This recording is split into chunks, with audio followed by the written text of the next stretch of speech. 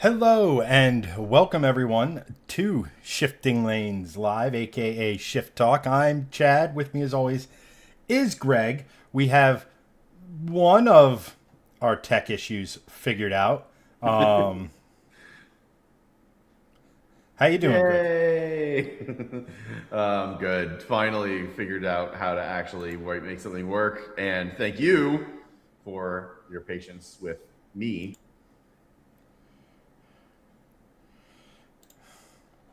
Yes, and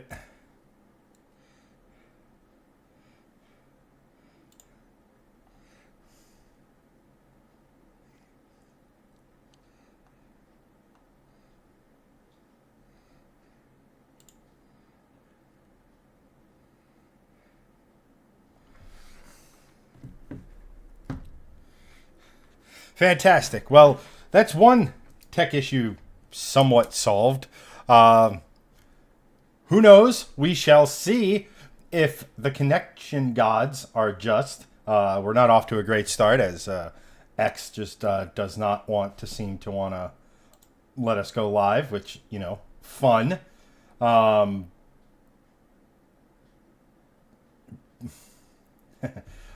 J'accuse, I blame you. But we are live on the usual suspects. Um, but other than that, Greg, how you doing, my dude?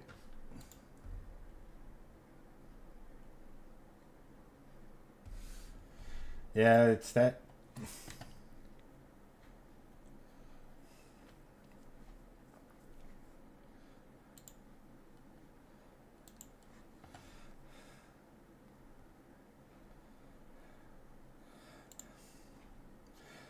Fairly much the same. Been kind of running around, as some of you are probably noticing. We don't exactly have. I didn't have time to create a thumbnail or have a cohesive title, which are content creator 101 stuff. But here we are. Greg can't hear Greg. JM over on YouTube. Give it a second, because according to what I can see, Greg's audio is coming through. But let me just see. Oh yeah, Greg's audio is not coming through. That's fan bloody fucking tastic. Why is it not? No, it's not you. I can see your audio coming through like on the meter and stuff like that. Properties. I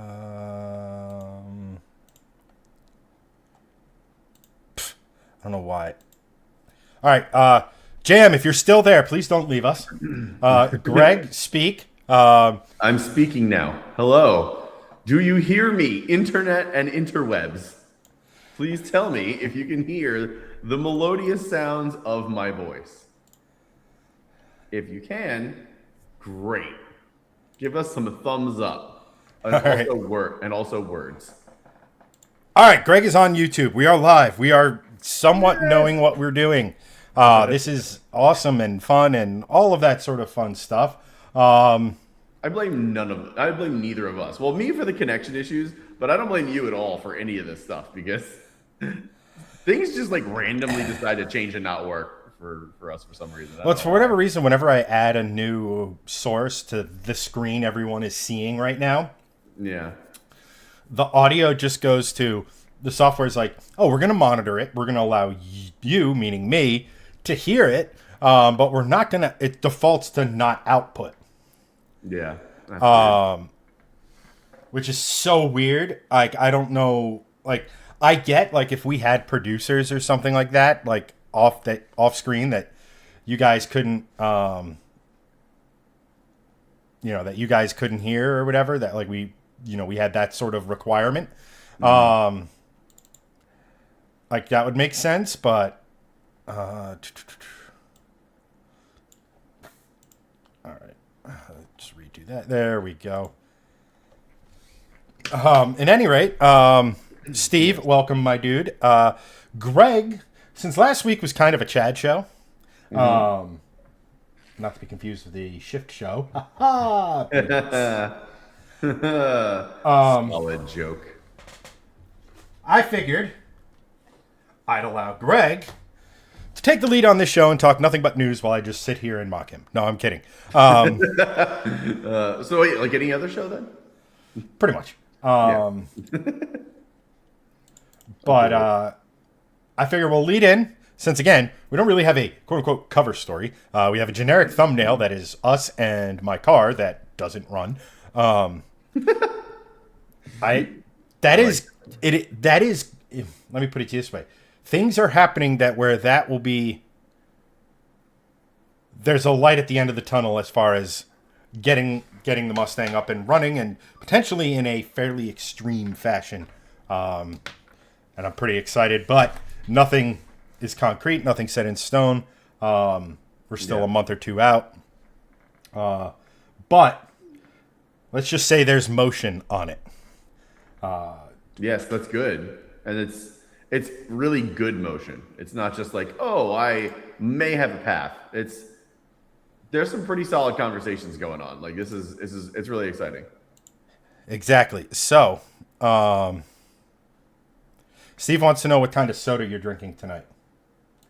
Oh, it's Californian soda from the Russian River Valley, and double lame. Yes, and it's called Juggernaut, which is actually a really badass name for anything.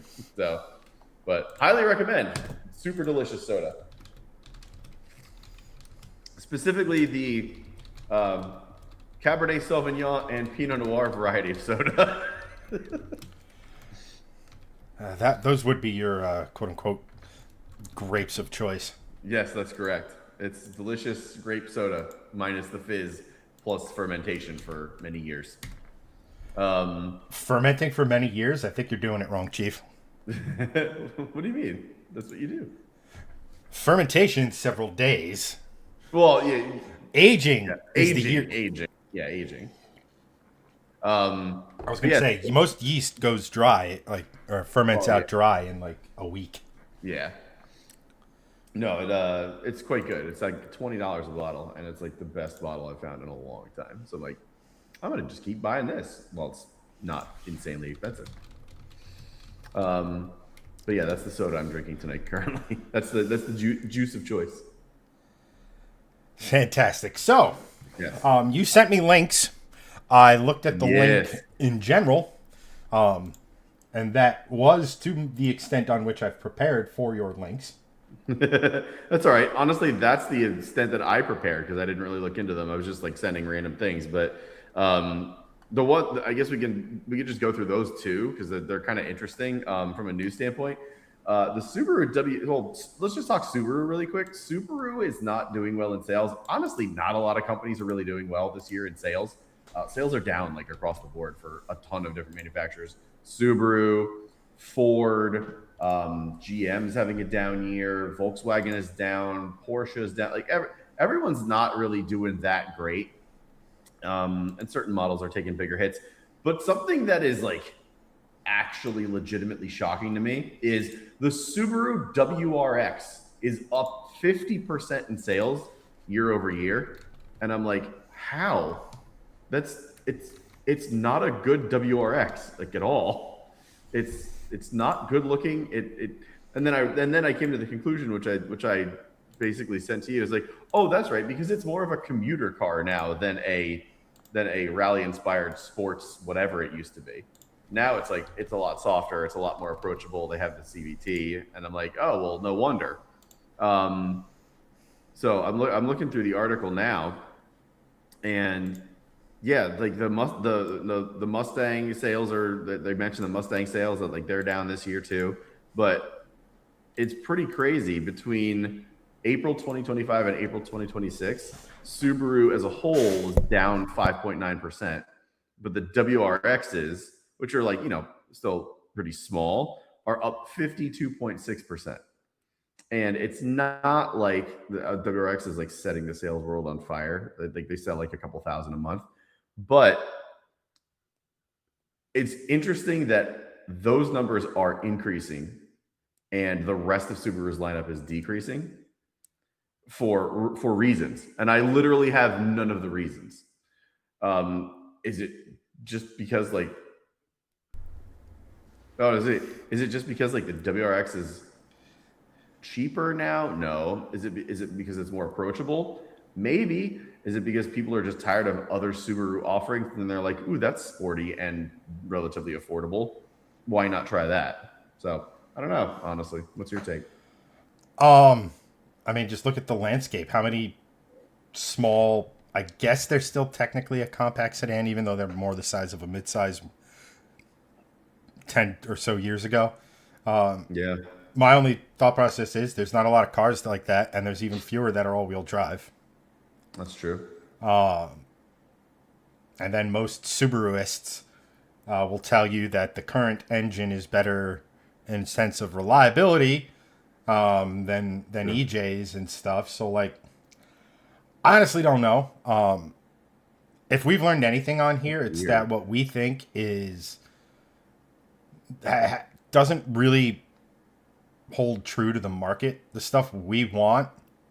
I mean, there's the obvious stuff that other people want, like, you know, high-end Corvettes, like high-end like people want like that sort of stuff. But like, as far as like the 99.999% of like the consumers who, like we've said, look at transportation as in the form of a car as basically like, you know, a tool to get through the day.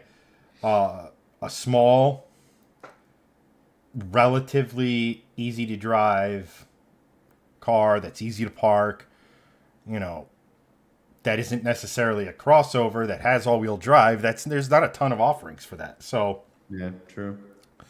like that's my only thought on it. I mean, Availability is a good shout. I honestly didn't even think about that because you're right. There isn't a lot like it really out there at all. you know, the other thing I could think of is the fact that Subaru keeps doing the Subaru thing of like, check out this thing we built. Oh, sweet. When can we buy it? No, you're never going to be able to buy this, but we did it. And like for people like us, that's like, oh, come on.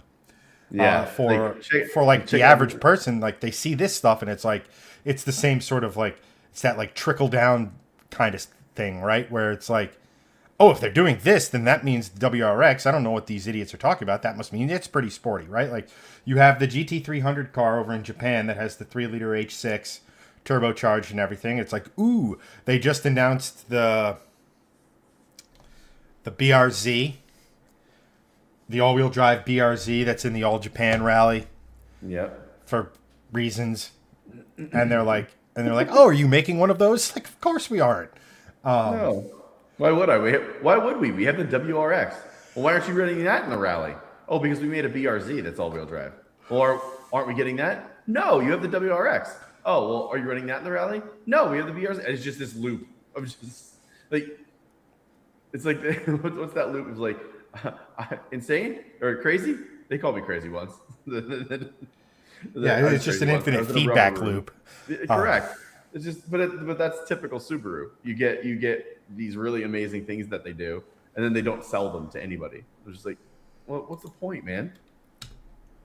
You know, it's stupid, but yeah. I mean, I guess the one thing that I will say about this before moving on to the next topic is like, I'm glad that's the one that's increasing because at least it gives other companies an incentive to potentially even bring something back or make something to be a competitor. Because if Subaru starts selling between $5,000 to $10,000 WRXs a month out of nowhere, and the sales of that keep increasing, you can bet your sweet ass that they are going to bring back other different models and try to take market share away from that. So I hope the WRX starts selling 10, 20,000 units a month, even though I thoroughly dislike it. And it breeds a whole new generation of cool stuff that we can get, like maybe another Evo. That'd be cool. I mean, Mitsubishi's already gone out and said that, you know, that's not dead on arrival. So we may eventually get another Evo.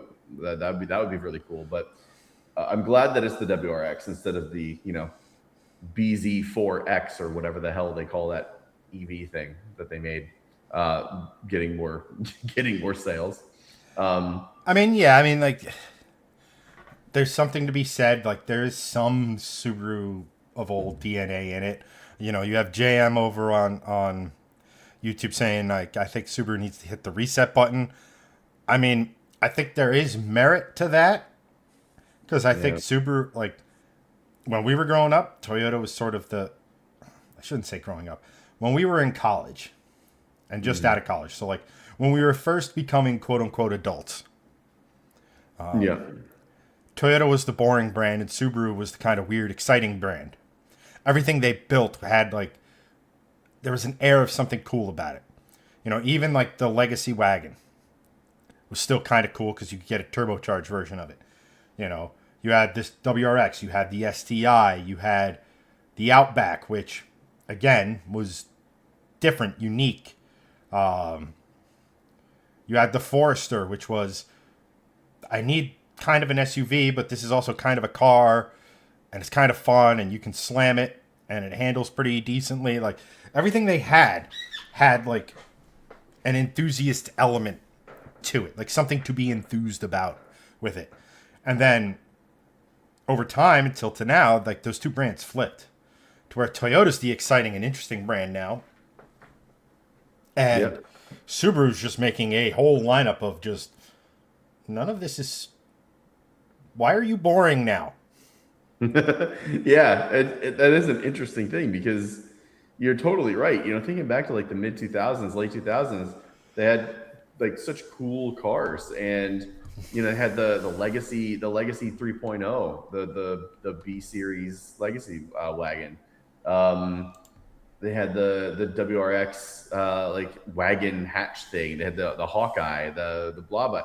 They had a lot of cool stuff. I mean, even the Foresters. The Foresters had hood scoops, and you could lower them and turn them into Forester STIs. Like, there was a lot of cool stuff, you know, back then. And now it's like, oh, you're just another car brand. Oh, you saw the WRX, cool. I'm gonna go look at that Corolla, that GR Corolla over there. That's more interesting. Bye. Yeah. Exactly.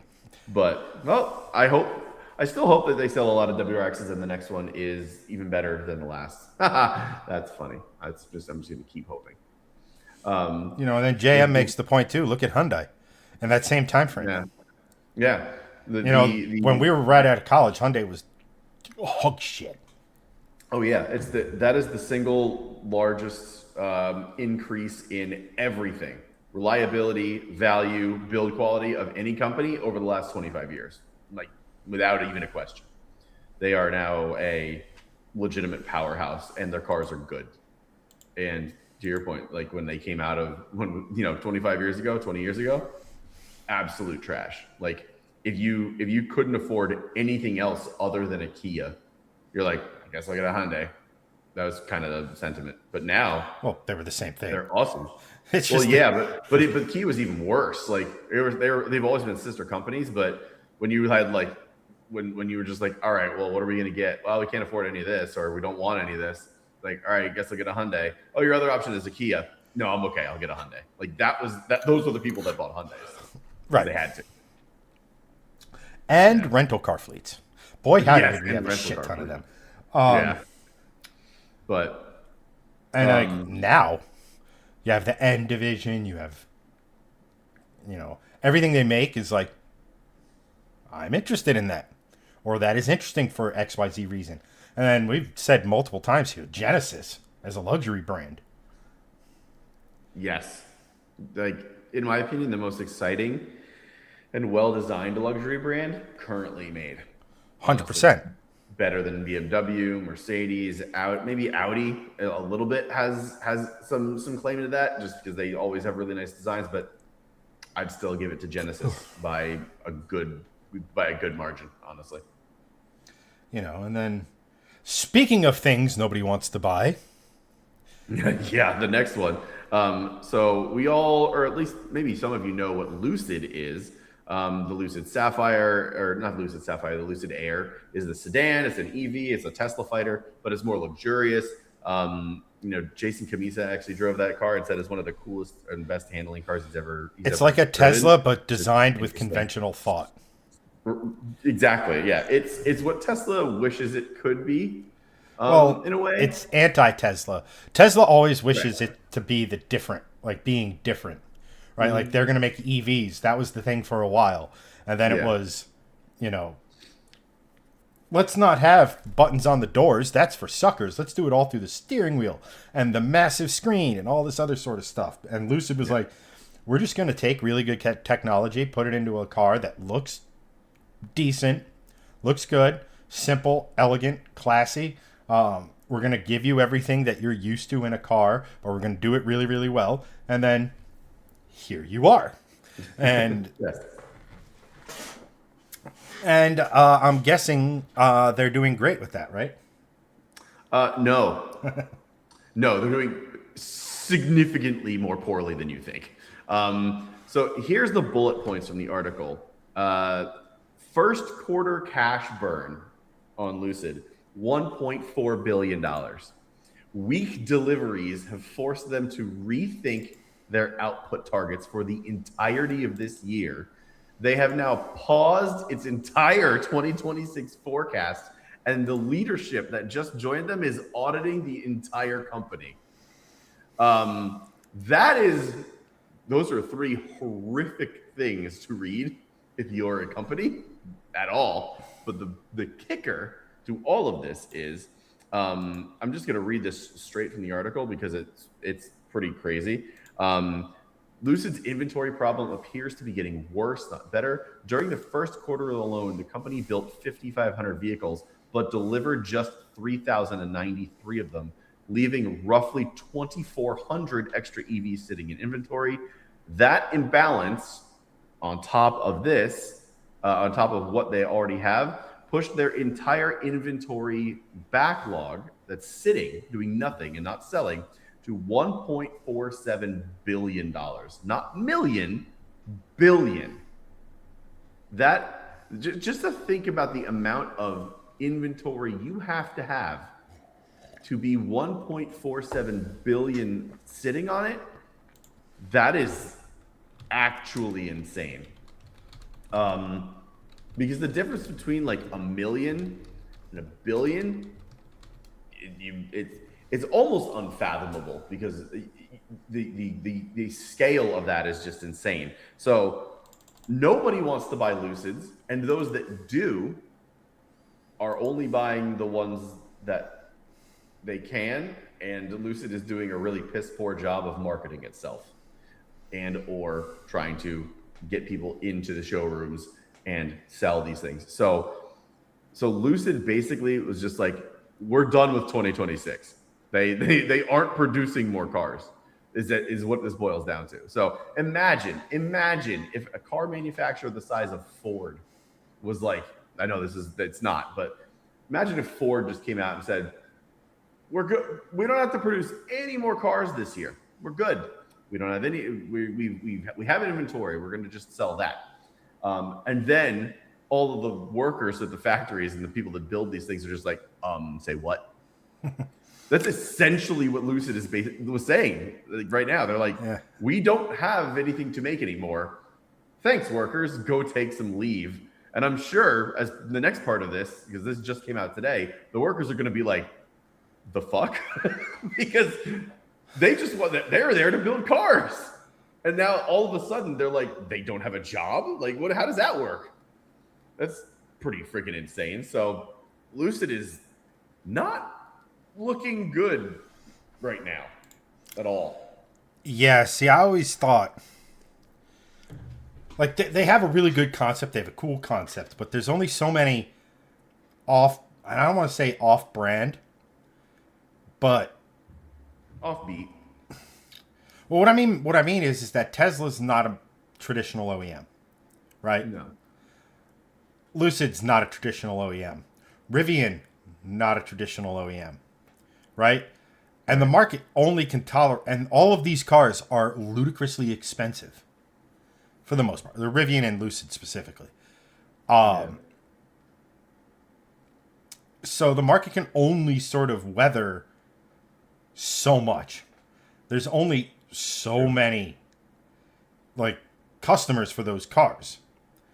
And when people are going for those cars, Tesla has the brand.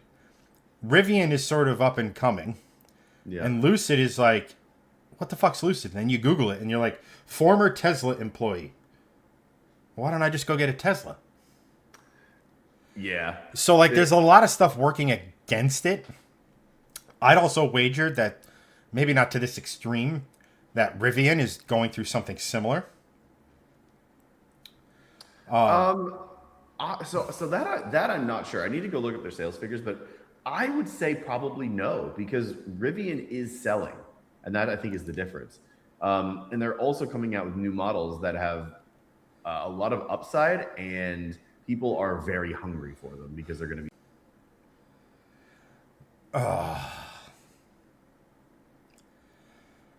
Wonderful. Well, we just lost that.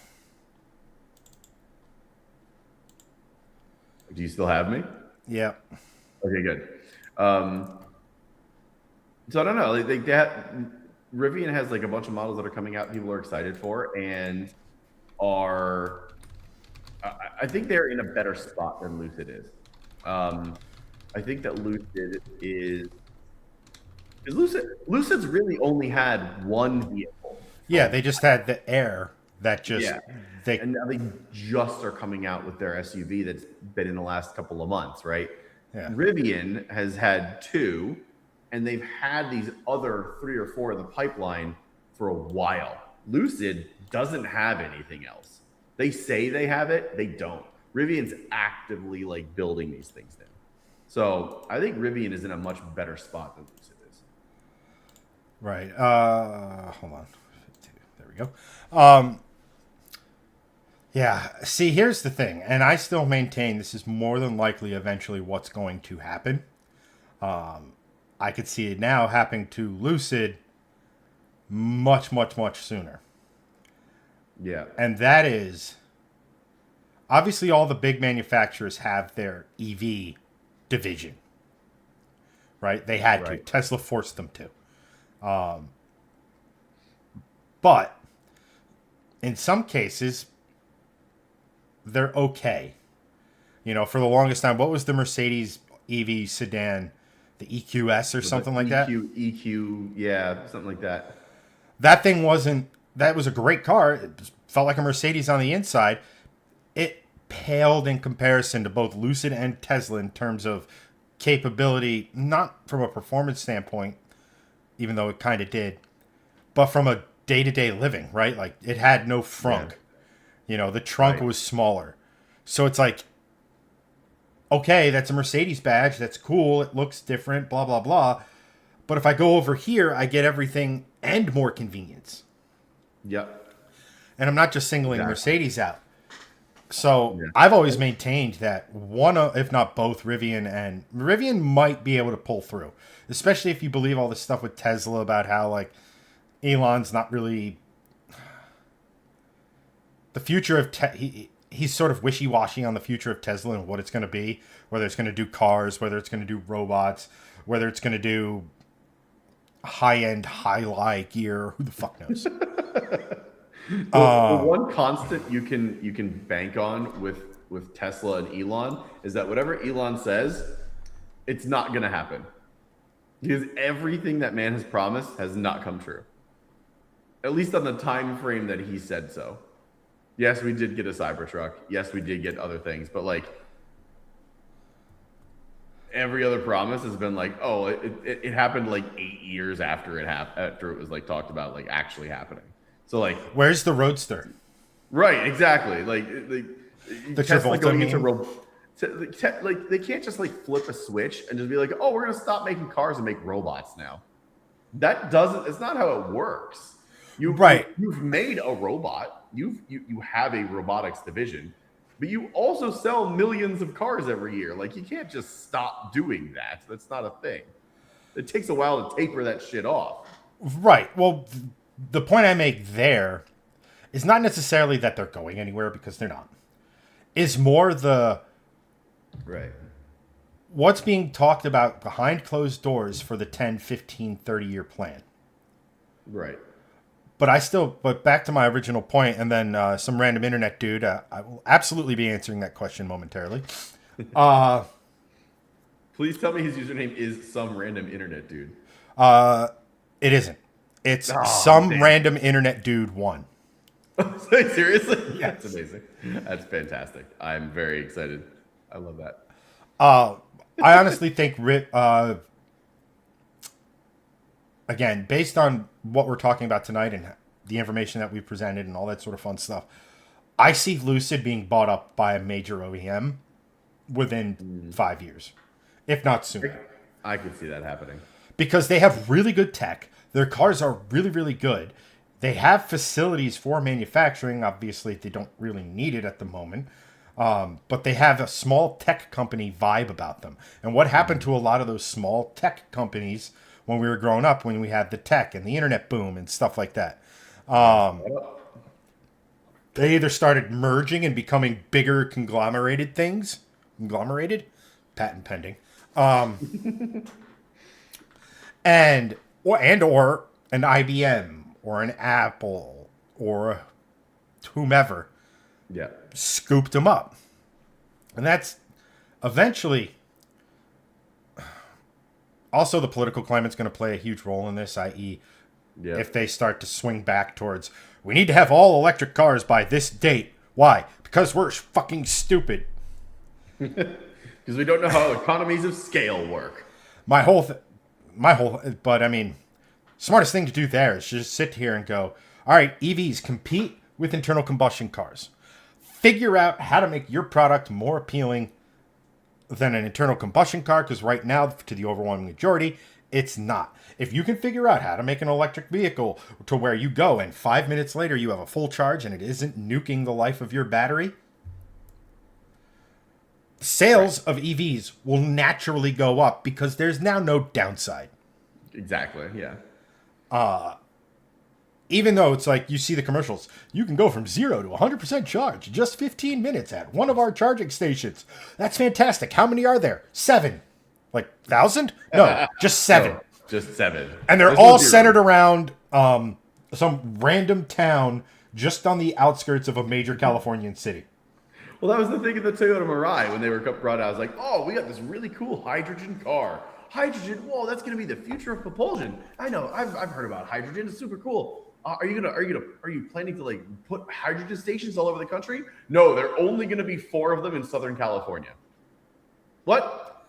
Like, cool. Who gives a shit then? Like, what a waste. Because that's the biggest thing. It's one thing to say these are the cars we want. It's a completely other thing for the infrastructure to be there to support it. Exactly.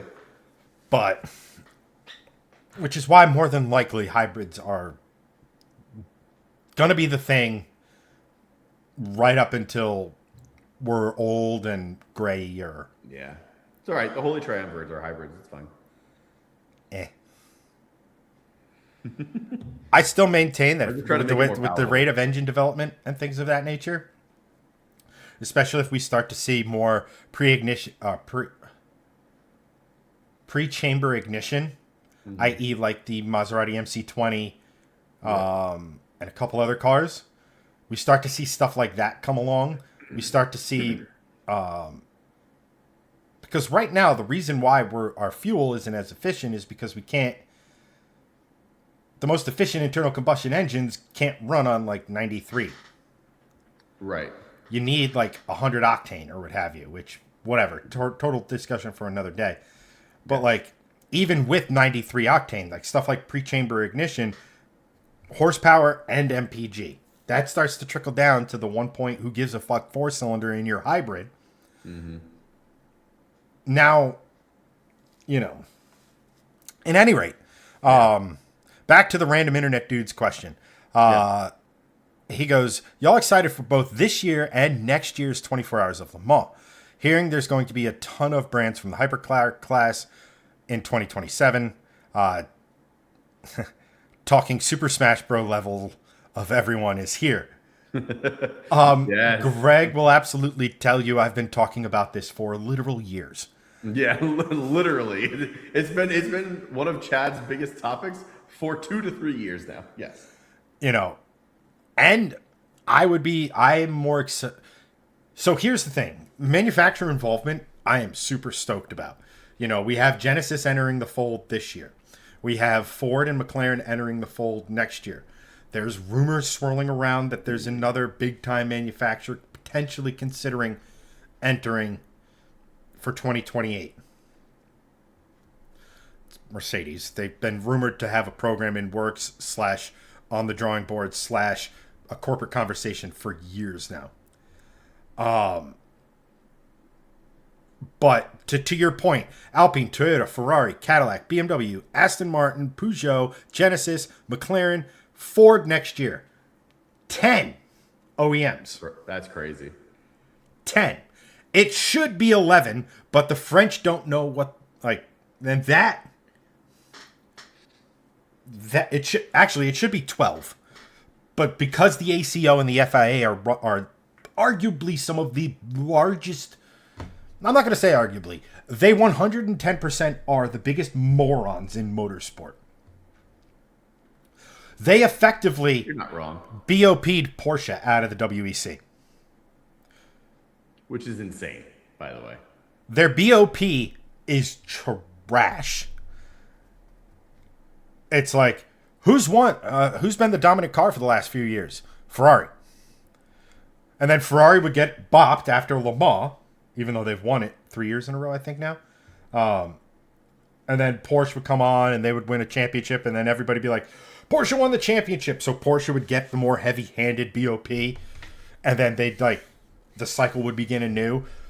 But that is the thing that will kill this if they're not careful.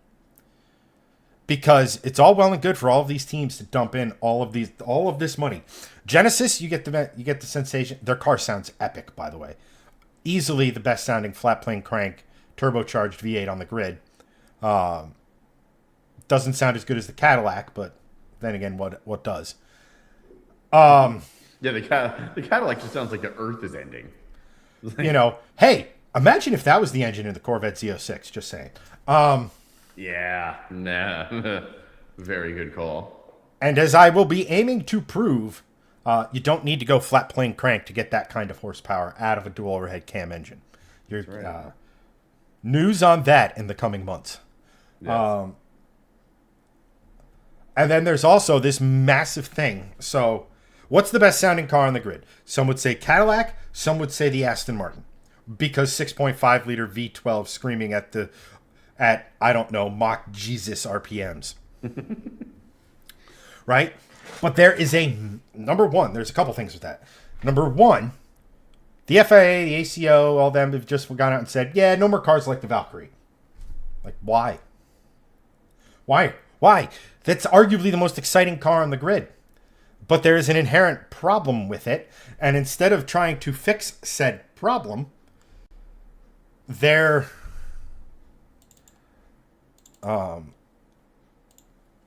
stop that, Greg.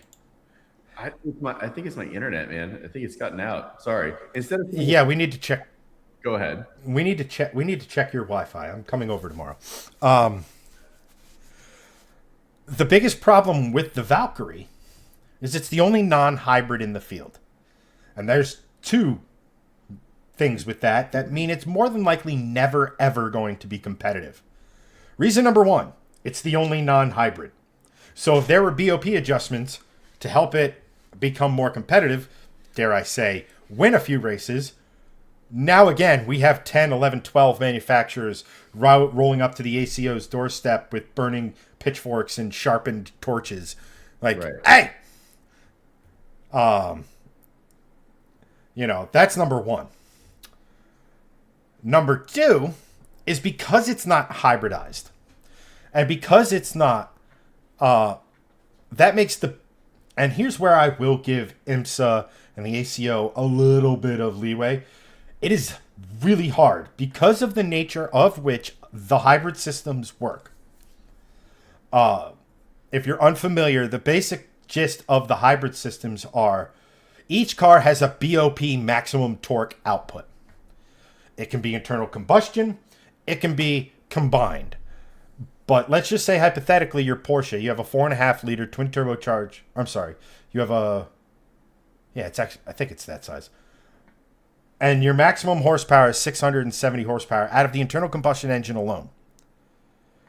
And BOP is for 670. So that means when you're using hybrid drive, you're using less of the internal combustion engine. Which means these teams have gotten really clever about using the hybrid system to basically flatten the torque curve. So instead of the normal torque curve or horsepower curve or what have you, where it has its peak, constantly rising, the internal combustion engine is going to get to here at X RPM. So you can use a sliding scale of the electric power to bring you up to that horsepower or torque level and hold it there, given the engine RPM, which means they have way more power under the curve than the Valkyrie does. So you could give the Valkyrie 50 more horsepower. It's still at, let's just say, 7,000 RPM. It might be making way less power than all of these hybrids. In addition, you have turbocharged cars versus naturally aspirated, which is really, really cool, but history has shown us that it is really hard to BOP those things, especially when you have an open rulebook, meaning there's no limit on the size of the engine for both NA and turbo. You're just limited on the amount of fuel you can use and how much torque you can output. That's literally it. So the Valkyrie not having a hybrid system makes it really, really, really hard to BOP. You could take weight out of it, which, okay, that's good. That's going to make it accelerate a little bit better, but it's going to make it really, really good in the corners. Okay, you can make it lightweight and you could dictate a minimum wing angle. But again, that also doesn't work with the Valkyrie because the Valkyrie is technically downforce. It's front end dependent downforce wise, meaning the way the wing works is that I'm going to butcher this. A really oversimplified way of it being explained to me is that they adjust the downforce levels for the car on the front of the car as opposed to adjusting the wing on the back. There is adjustability there, but most of the adjustment is in the front of the car. Why? No idea. It's a weird, interesting, and that's why the car's weird and interesting and all that other sort of stuff.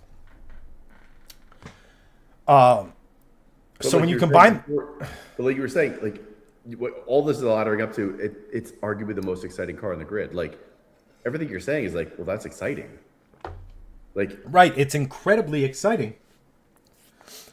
But the ACO in their infinite wisdom and the FIA think ACO runs Le Mans, FIA runs the World Endurance Championship. Again, an oversimplification. Right.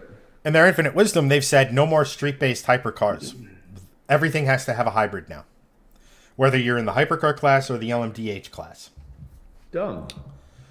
Which is both dumb, and if I'm Aston Martin, I'm like, what the fuck? Yeah. So I don't know what they're going to do. Obviously, it's a huge endeavor, but I don't think they're ever going to be crazy competitive, like ever. And I don't know. If I'm some rich, self-centered Canadian billionaire who insists on having his son race in Formula One, but I also do this World Endurance and IMSA Championship team, how long am I just going to be okay with being right smack in the middle? Yeah, that's a good point, honestly. But again, you do have to give some credit because specifically the LMDH subclass, so you have hypercar and LMDH, and then their BOP to compete over in IMSA, over in WEC, the hypercar class, and IMSA, the GTP class. Well, there's only one hypercar in IMSA. At any rate, right. We have 10 manufacturers taking part next year, theoretically, in the WEC. We have another 2 manufacturers over here in the States, Porsche, and Acura, who, because of whether it be Porsche just not liking the way they do BOP, which is, again, asinine. I mean, they've also won, I think, the first 3 races of the season in IMSA, so, like, we're happy. A privateer won at Laguna Seca. Actually, pretty epic race. Yeah, that's cool. But those two teams are over there for one reason or another, meaning the way it works is you have to commit, unless you get special dispensation from the ruling bodies, you have to have 2 cars competing in the WEC to be eligible to race at Le Mans. And at the end of the day, that's where everybody wants to race. So Honda's like, we're not going to go over double our expenses. I mean, granted, if a team comes along and wants to run it, sure, they may send a Honda badged version of the Acura that races here. But so far, nobody's really come up like Michael Shank has here in the States. I think so. That means you could have theoretically had 12 cars on the grid from 12 manufacturers on the grid. So just if they were all 2-car teams, that's 24 cars, which is insane. What in the world?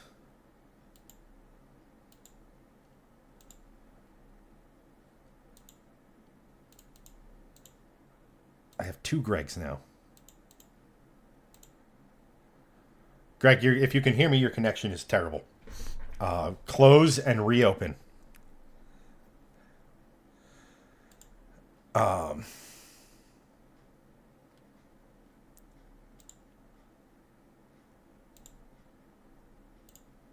Like if shoot, hold on, let me just DM him.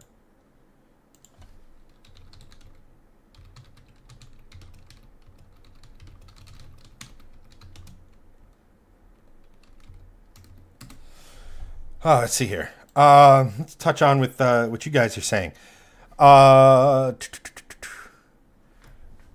JM, I was also a fan of the WEC. Love all the varieties of engines. That's what makes that series so much better than I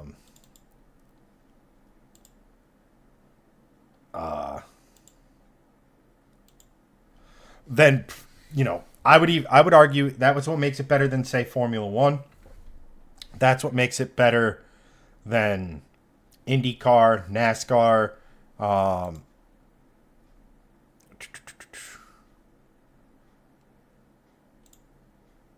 Let's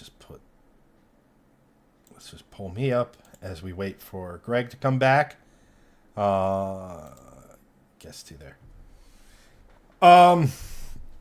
That's what makes it great. Now, obviously, endurance racing, there's a massive commitment required to view it. 6-hour races, 12, 24 hours. So in the world we live in, that's popular to some people. But it's not as widely appealing to like a Formula One tries to make an hour-and-a-half race. NASCAR is longer, but the fan base is used to it. IndyCar, short races. Let's see here. Apparently we have the return of Greg. Cancel.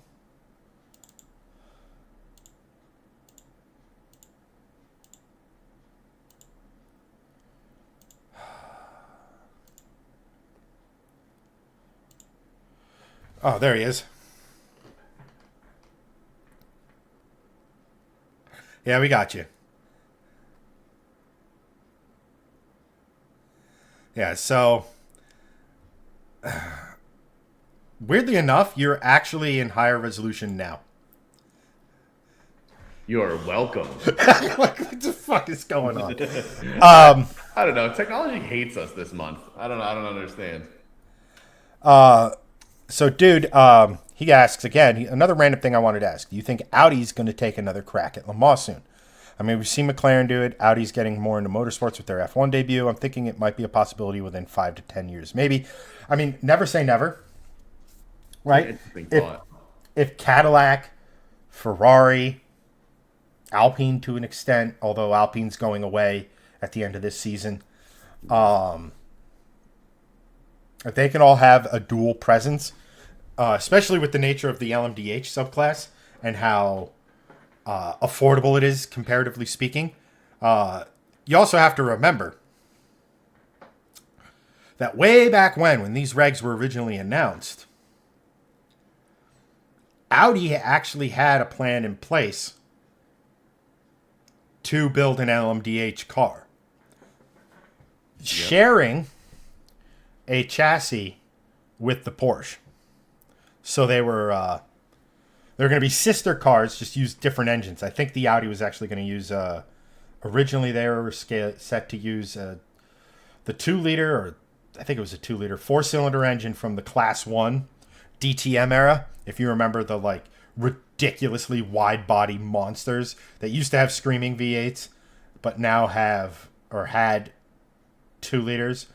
Class 1 is the class because DTM and the GT500 class in Japan were going to share technical regulations in the hopes of like sort of cross-pollinating that.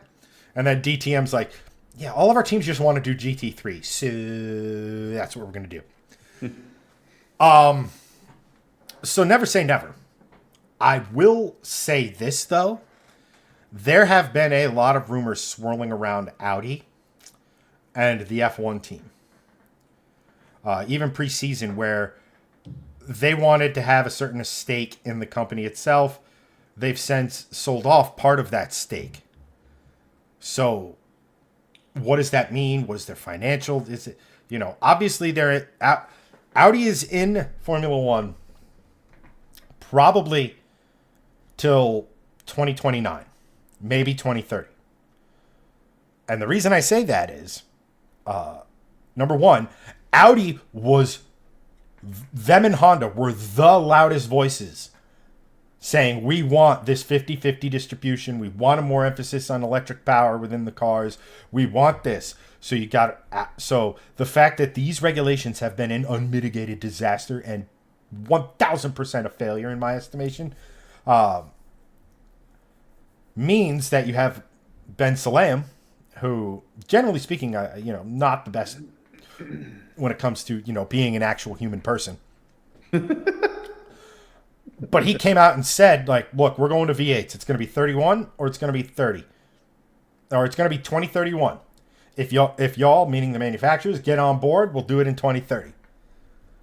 And seeing how Honda is a fucking dumpster fire.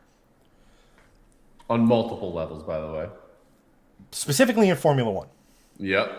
Greg, would you like to hazard a guess on where Aston Martin with the Honda engine would have qualified at Miami if they were in the F2 race? I'm not going to answer with a position. I'm going to answer with a year. 1983.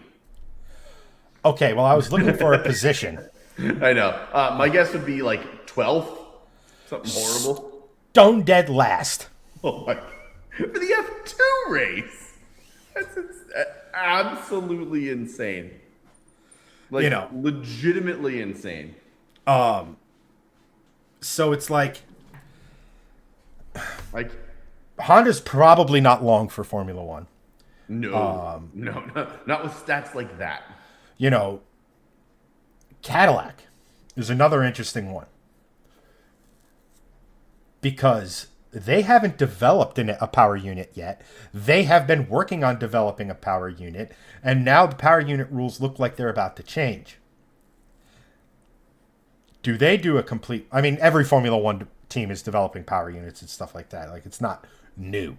Yeah. But obviously Cadillac was starting from a clean sheet design, so obviously their effort was a little higher. Where does Cadillac stand on all this, right? Right. And Audi's in the sport. They have their own engine. They're a big proponent of this 50-50 because reasons.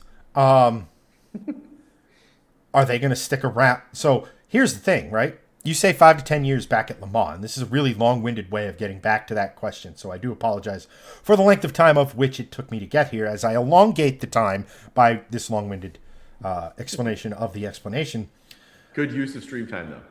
I like it. Is 2030 is 4 years away. If Audi doesn't like the direction that Formula One goes with these V8s and how much hybridization is involved, yada, yada, yada, they could say, all right, well, we're going to take the engine we developed, kind of a similar to Ferrari. It's not an F1 engine that's been punched out to do endurance racing, but the concepts are similar. Build that style of an engine and go to Le Mans.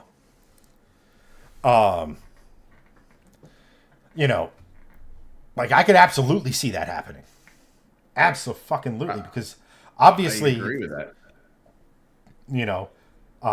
I could see the Audi guys selling the remainder to whatever Saudi investment fund or Saudi business group that they're currently working with. Yep. And saying, all right, these aren't the regs we wanted to play in. That's their decision. They leave. Yeah.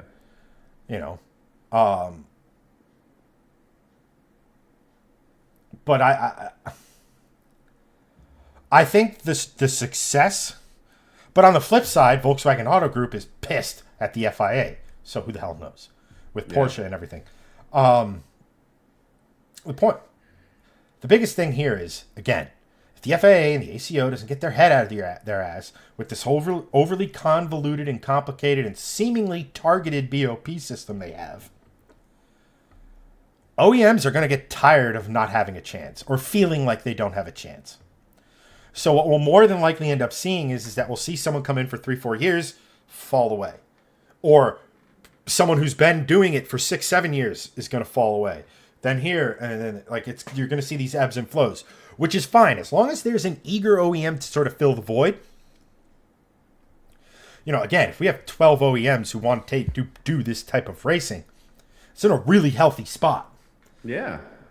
But you got to make sure the teams feel like they have a chance to win when they have their shit together. Correct. Yeah, and I've heard the ACO use with the Valkyrie, with Genesis this year, that the teams are just new, so they're just going to have to figure it out. And when they figure it out, we'll BOP them. Happened to Alpine. Mm-hmm. Peugeot is in a very similar boat. And whether you could sit here and say that those teams haven't figured it out, or the BOP at which they were given was too severe. And I'm not trying to be a wet blanket, but that's kind of where this all falls apart. And or if they're like, hey, we have 12 manufacturers, how about we raise the amount of money y'all can spend to buy an extra $10 million or 20, and then 5 years it's 30, and it's like, because the whole reason we're booming is the LMDH subclass, really. Because they don't have to develop the spine of a car. The crash structure, hell, they don't even have to worry about designing the wheelbase. True. Somebody else has already taken care of that. Which means a manufacturer can go from concept to on the racetrack much faster because they don't have to worry about so much. Okay, so you've made a survival cell. Let's go destroy 5 of them to see if you're up. Okay, you did a good job. Hypercar has to go through that. That's why you don't see as many new hypercars. That's why the gestation for these hypercars is way longer, right? We heard about Ford entering hypercar earlier this year, and they're going to be on the grid next year. That's impressive, and usually when you're developing a race car, it usually doesn't come together that fast. No. Usually there's an announcement, there's a 2-year grace period, then yes. That now we're finally entering, and it's not even remotely competitive. But within a year and a half, that's unheard of. Right, because again, if they don't want to, they don't have to develop the suspension or the geometry of it. Because I think a lot of these LMDH teams use basically the same transmission. Meaning if you're using it as a stress member to which you bolt suspension arms and stuff to, all you have to do is to then figure out the rest of it on where to put your engine, which is massive for development time. Oh, yeah. So, but one other thing I will say on the sports car racing stuff, just because finally we have someone in chat who cares. Welcome. You're home now. Is what the fuck's that Chinese company? BYD or something like that? BYD? They want in on Top Flight FIA motorsport. They're Right. interested in Formula One, and they're interested in a quote unquote hypercar program using an LMD. Who the fuck knows which direction they'll go? But I'd have to wager, given that they're not a global fucking brand like everything else here, or part of a global conglomerate, that LMDH is probably the direction they go. But they're very interested, which would, on the one hand, be it would. I shouldn't say on the one hand, it would be interesting because what do we think of when we think of Chinese motorsports? We don't. There's the Chinese Grand Prix. I'm sure they have a GT3 series, and that's about not really on the map. You know, I mean, don't get me wrong, they're coming. So within the next 5 years or so, like we know that like that's a thing. Yeah. You know, they're coming. It's not here yet. It's not here yet. But again, if we're talking about that same 5-year plan, if they're whispering about it now, yeah, it could be on the way. It'll be here within 5 years for sure. But just to put a pin on it, while I step aside for a moment, you can go and see on the YouTube chat where Random Dude put all the manufacturers. Yeah. What manufacturer would you like to see race at the top class at Le Mans? And let's just assume that your first choice is Volvo. I mean, obviously. I mean, to be fair, that would be a way for the Chinese to get in with like, oh, people know Volvo. Yeah. It's interesting you mentioned that before you step away because Geely has been very vocal about being much more global and being much more involved in things like this. Not necessarily motorsport, but coming to the table with lots and lots of other ideas and they want in on like what you were saying. They want in on certain things, and I'm like, oh well. What better way to do that than to have a global platform like Formula One or WEC racing to spread the good word of Geely or Geely or however the hell you pronounce it. Everyone says something different, but like honestly, it's the same thing as the Halo car in dealerships. What gets people in and interested? The cool shit. Oh, here's my minivan to buy. Like, oh, Geely, what's that? Oh, they're in Formula One? Let me look into that company. I don't know what that is. That's they're Formula One, or they're in sports car, where in theory they could be competitive faster. It's like, exactly. Wait a minute, what the fuck is this Geely, and why are they faster than Ferrari? Yeah, and I mean they have a race team. They have Lincoln Co., but it's not like, but no one knows what that is. Like, that's the difference of me saying like, oh, cool, we're gonna like throw my Volvo wagon in NASCAR. Like, do it. it's not reality. It's like Believe it or not, the Lincoln Co. is like, well, what even is that? That's like, believe it or not, the Lincoln Co. Touring car, the TC1 car, is in Forza. Yeah. So it's a cool little car, but it ain't no F1 car, that's for sure. Yes. One. All right. So one company that I would like to see in Le Mans racing and or Formula One. All right, I think I can run with that. Good. Good. I'm leaving. Good. Bye. Good. Bye. Screw you. I'm out. I start my own hotel. Gotta love that exchange rate. So it is an interesting topic, and there's a couple of answers here. I mean, obviously, I own a Volvo. Volvo's just a cool car company, honestly. They're a little less cool now just because of what they're doing, and they went all in on EVs, and now they're backtrack. It's a whole story. Either way, Volvo has been a cool company in the past. They are still relatively cool, and to me, I mean, sorry, it happens every time Chaz leaves. I start yawning. They have racing tradition, is what I'm getting at here. They have a racing pedigree. If you don't know, they've taken multiple different variants of their 240 platform and gone racing with that. They had a 242 rally car. They had a 242 touring car. They had an 850 wagon that was in British Touring Car Series, very famous car. They were very competitive with their S40 with Ricard Riddell at the helm and British Touring Cars. Lap of the Gods at the original Lap of the Gods was Ricard Riddell, I believe, and Chad will probably correct me on that if I'm wrong. I think it was Ricard Riddell in a Volvo at what's it called? Bathurst. So Volvo has racing history, is the whole point I'm saying here. Wouldn't it be crazy if Volvo, of all manufacturers, the one that's known for safety, is like, oh, we're going to enter Formula One, or we're going to enter World Endurance Championship, or we're going to have a single entry at Le Mans. And it's going to be that. How crazy would that seem? To be like, oh, we have all these we have all these really good manufacturers steeped in tradition and racing and blah, blah, blah, blah, blah. And all of a sudden, Volvo shows up. I just think it would be great. Like, it's such a good shout.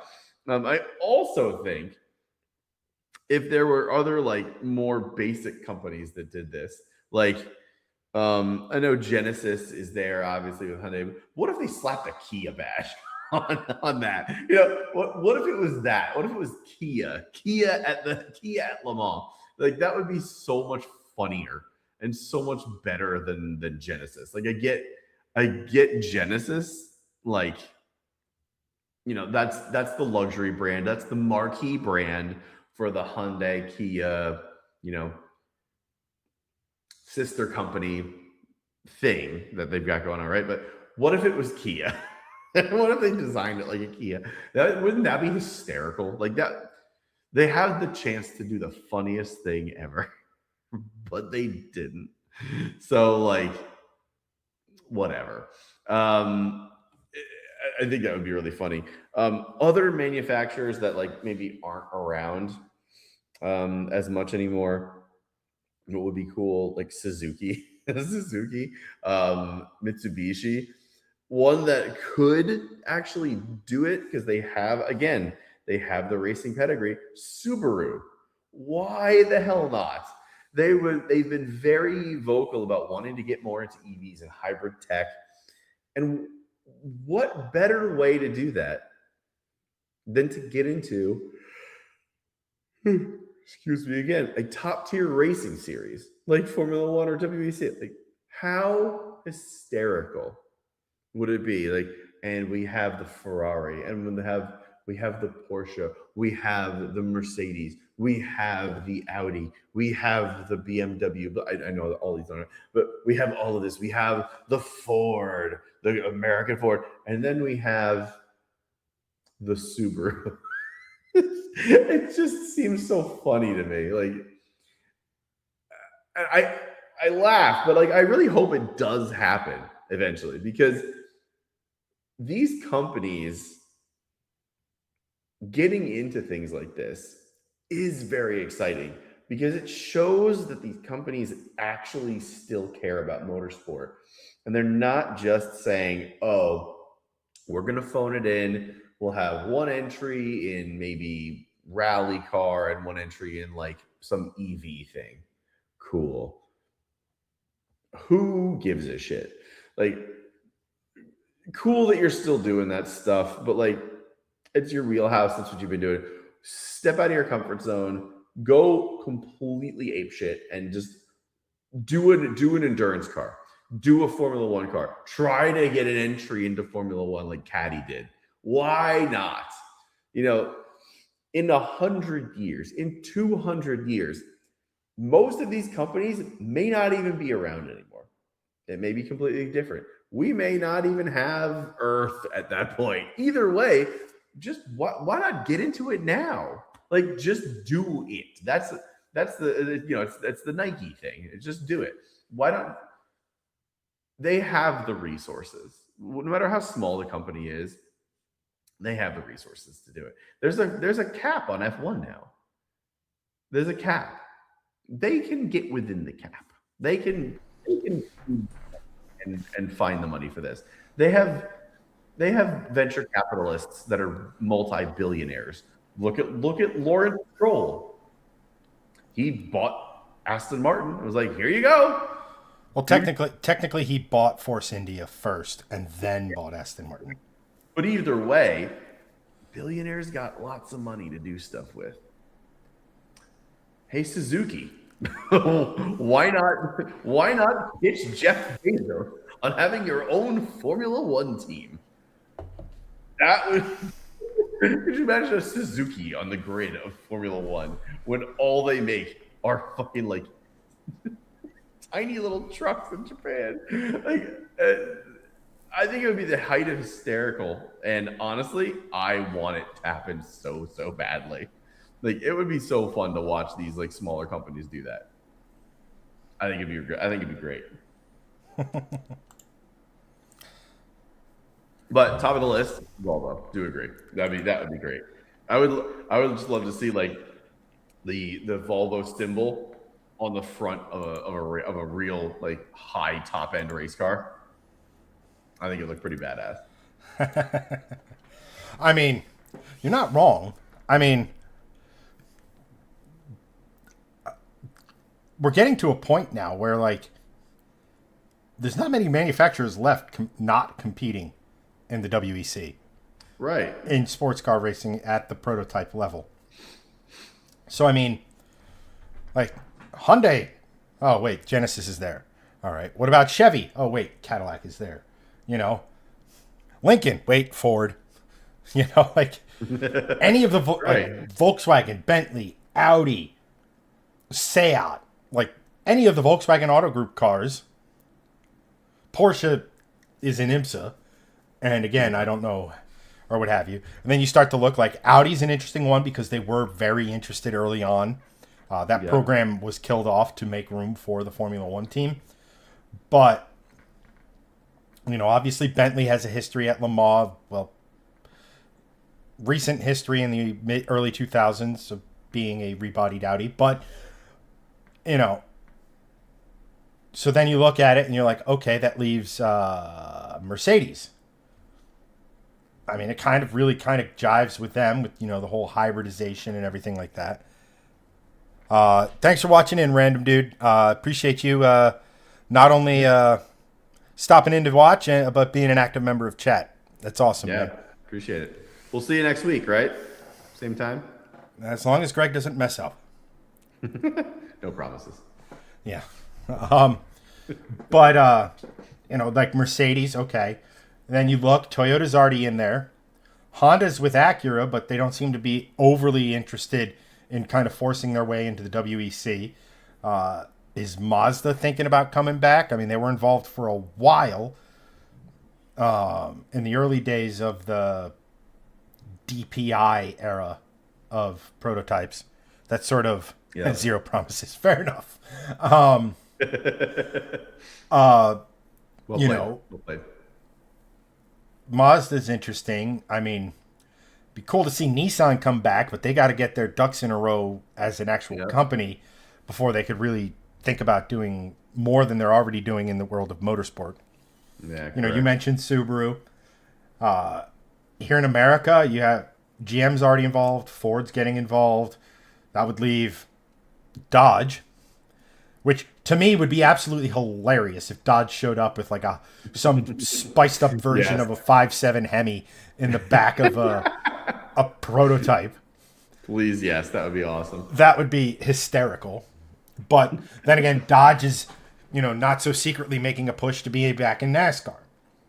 Well, they are back in NASCAR with Ram. And there's and the worst kept secret there, they're coming back to they're going to probably at some point reach the cup level.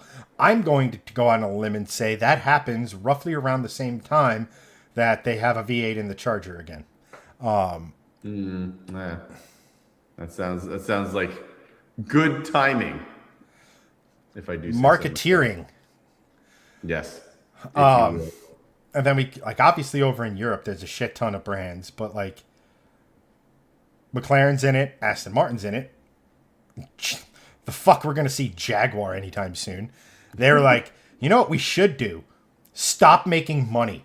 That's our new business plan. Yeah, well, maybe they'll go put another $250,000 diamond on the front of their car and decide to run it in a Formula One race in Monaco. Like absolute fucking idiots. But we got Mr. Elliot Alvis in chat. We got Gabriel over on Facebook. Alicia has stopped in once again. Once again, making it so it's not a complete 100% dude on our metrics for this. So not a sausage fest. Not a sausage fest. Yeah. Our one female viewer. Thank you, Alicia. Making sure our demographics are skewed just that little bit. Appreciate it. Maserati ain't getting involved. We've kind of covered all the Germans. And then, like I said, probably the most likely one, again, is it's going to be someone from China, whether it be your Volvo idea or the BYD or the way BYD. The way I remember BYD is the Michael Jackson song PYT, because it sounds exactly the same, and I'm like, oh, PYT BYD. Ah, that's the company, because this is literally the only way I remember it, because it doesn't exist outside of that for me. Yeah, the only way. Sure. I will continue forgetting them unless I have to do research on them. That's really nice, Alicia. Glad we can provide some level of entertainment for you. I still think it'd be hilarious if like Cummins showed up. We have a turbo diesel F1 car. I mean, the idea of a turbo diesel racing is not a foreign one. Audi proved it. Cummins themselves used to race at Indy. Gale Banks is the lead engineer. Yeah. I mean, to be fair, Gale Banks could probably be the lead engineer on the Volvo project because he was involved in the first production turbocharged Volvo. That's true. Insert the more you know graphic here. Yeah. But no, it's a really interesting time on that side of the motorsports aisle, so to speak. At any rate, Greg, did you want to move on or take 5 before we move on to the last topic of the day? Or... Yes, that one. Yeah, let me take 5 and then we'll move on to the last topic. Gotcha. I shall be right back. Yay. All right, let's catch up, chat. Where did we leave off?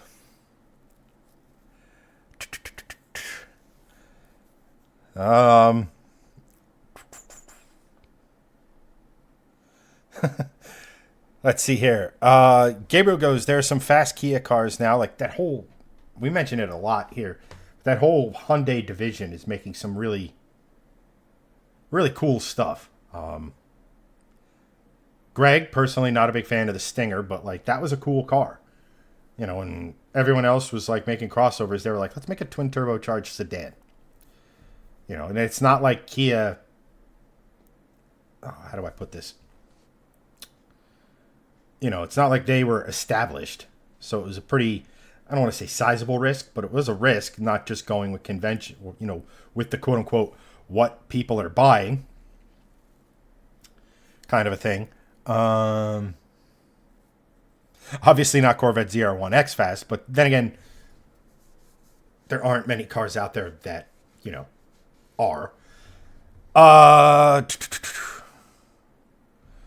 And then random dude, not a fan of Kia, which fine. Hey, like we've always said, car enthusiasm is about being into what you're into, not what popular convention dictates you should be, right? It's like the whole reason we got into and like the Volvo space, that whole segment. Prior to Greg getting his first V70R, I didn't even realize there was a massive, I don't even know if they're massive, but like a large group of Volvo enthusiasts to modify their cars and everything like that. So it's like, again, you're into what you're into. I have a friend of mine I talk to on the regular. I try to not, like, my innate personality is to just make a joke, to bust chops. So, like, there's certain cars out there that I will sort of make fun of or, whatever. But at the end of the day, like, as long as there's a difference between being enthusiastic about a car and then sort of like, how do I put this? It's very similar to when like I had the Mustang up and running, the silver one. When it was finished and it had all that horsepower, there's a group of, I don't want to say kids, but they're in their like early 20s, maybe early 30s at oldest, that hang out by my local Wawa. And that sound you're hearing is Elliot perking up at the mention of Wawa. And for the most part, they're really cool dudes. You know, I know the younger generations get kind of a, I don't want to call it bad rap, but like you get the idea. But every now and again, there'd be some guy and some import. And I basically grew up being an import kid or a 4-cylinder, 6-cylinder kid. So I have nothing against them. However, when you, I think I've told this story, but there's a lot of new faces here, so I'll tell it again. There's one time where a guy had a Volkswagen Jetta GLI, which is effectively like the Golf GTI just in sedan form. Really cool cars. And you can tweak them to make some halfway decent horsepower. Nudging the door of 400 wheel horsepower. And the kid had probably closer to that 400 number. And, you know, and someone somewhere in a forum, in a group, and something said, oh, that car's sick. You'll be eating Mustangs for lunch with that thing. They'll never see you coming. Insert myself in a Mustang that does not look special at all from the outside. Right? It's not like I put a big-ass wing on it. It's not like I have carbon fiber everywhere. From the outside, it looks like a normal Mustang, and it sounds like a normal Mustang with an exhaust. You could hear the supercharger because it was a centrifugal. You could kind of hear that, the gear set in that, if you really were paying attention. But it's not something you would immediately notice at idle. I did have enormous wheels width-wise. And I did have 325s on the back, 285s on the front. So generally speaking, there are some people who put massive tires on it just for the quote-unquote clout of it all. But generally speaking, if you're going up to a car that has massive tires on the drive wheels, that's a clue. He comes out, he's puffing his chest out. He's like, I got the replacement for displacement. And I'm like, Coyotes aren't exactly the biggest V8s in the world, but continue. You know, I'm letting him brag about his car because, like, the dude's generally excited, right? Like, I'm not just going to sit here and be like, hey, it's a Volkswagen. Sit down, Junior, right? Like, I'm not that guy. Until you push me. He keeps going. So finally I'm sitting here. I'm like, all right, man. Hey, I love it. I love the enthusiasm. I love where you're at. You want to run them? You want to see who's faster? You want to do that? The racetrack's 10, 15 minutes away. They do a test and tune every Friday, Saturday, and Sunday unless they have an event. Let's go up there this weekend and find out. And he's, all right, yeah, you sure? And then his buddy kind of who's been walking around my car this whole time, which is fine. That happens when you bring your car out, right? People look at it. And he's kind of stopping at the front of my car. He's looking at it. He's kind of leaning down. He's trying to look like he's noticing something. And I immediately know what he's noticing. It's because I have a big-ass front mount intercooler hidden behind the grill. And he goes up to his buddy. He goes, he's got a front mount, dude. And the kid is like, you're turbocharged? And I'm like, nah, I got a centrifugal blower on it, but we're making over 700 at the tire. And I wasn't trying to like be a jerk or, steal his shine, so to speak. But it was like one of those things where that kid learned a lesson that day.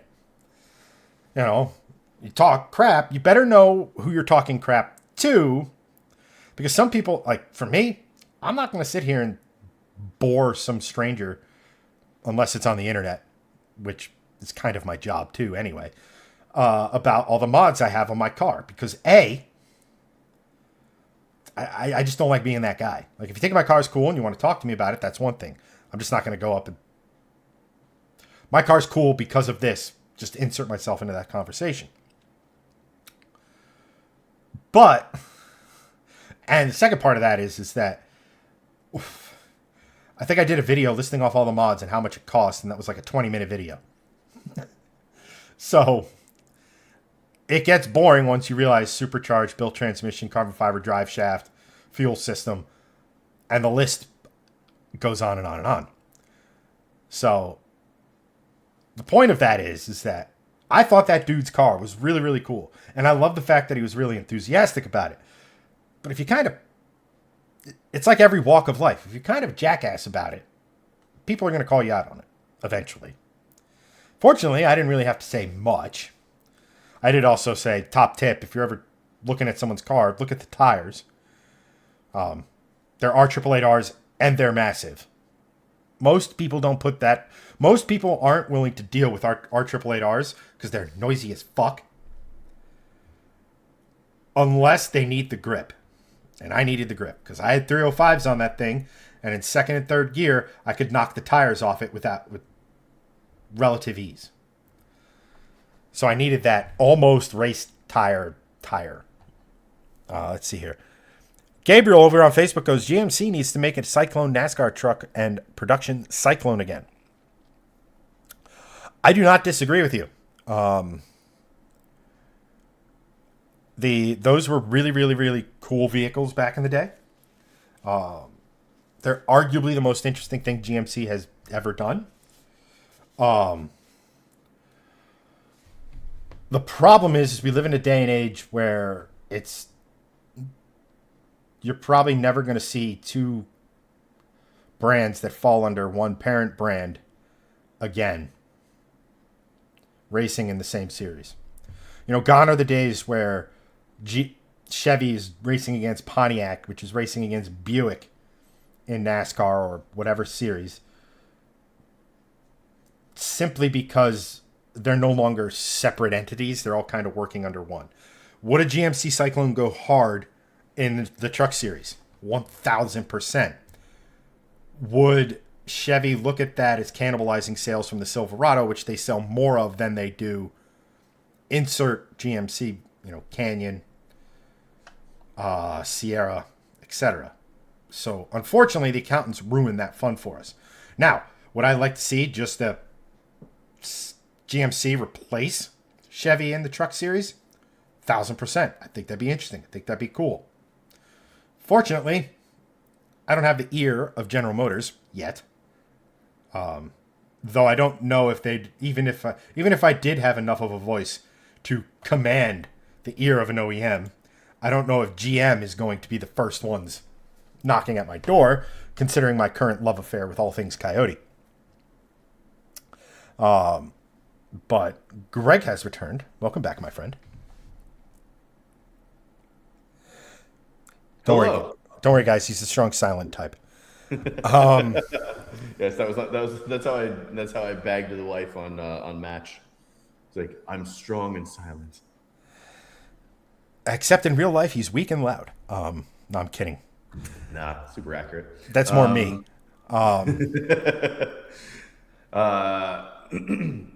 Also, note on the GMC Cyclone, they need to make that. Please just make that.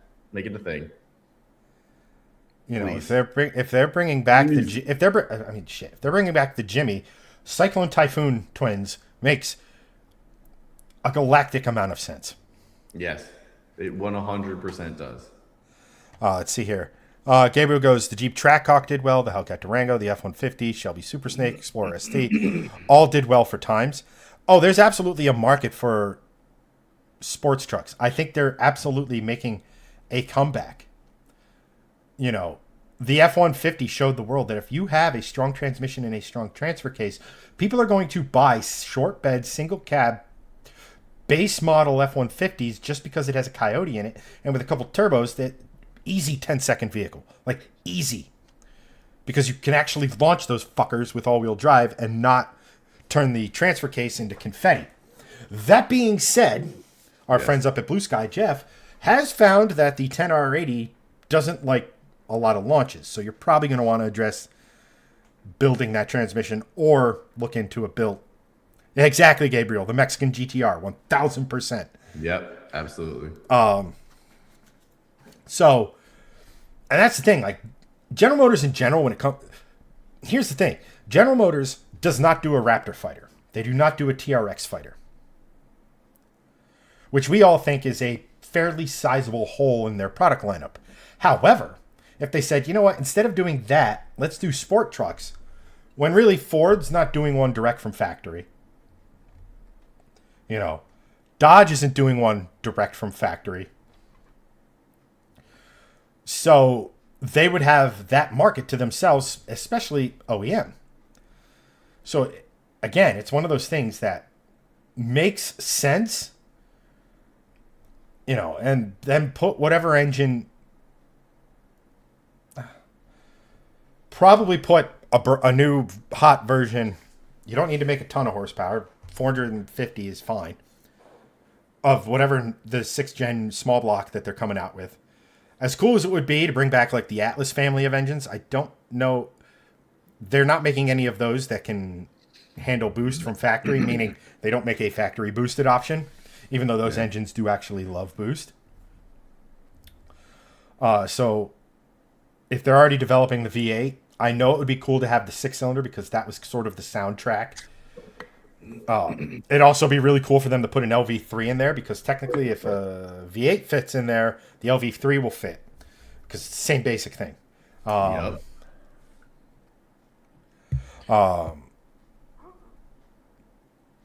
Let me see here. Gabriel goes, well, they'd Ford would ruin their relationship with Shelby, Roush, and Hennessy. Ruin. They would ruin it. Ruin. Oh, okay. Reading good, me. Yes and no. You have to remember, if Ford didn't want to ruin their relationship with those tuners, they wouldn't come out with a supercharged Mustang of their own. Right? Because look at, we've talked about this so many times. How many RTR, Shelby, Roush, I'm forgetting one, Hennessy. Yep.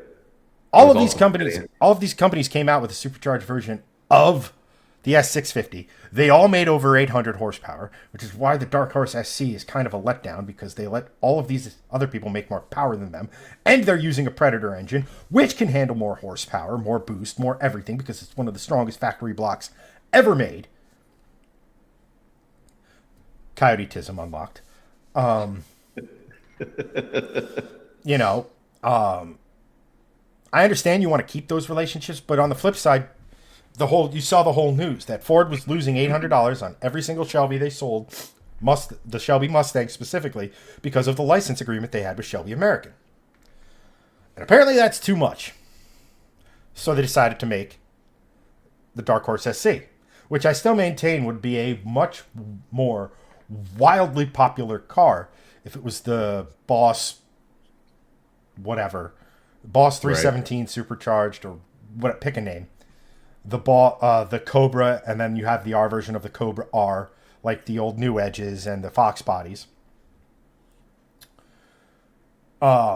Because those have panache to them.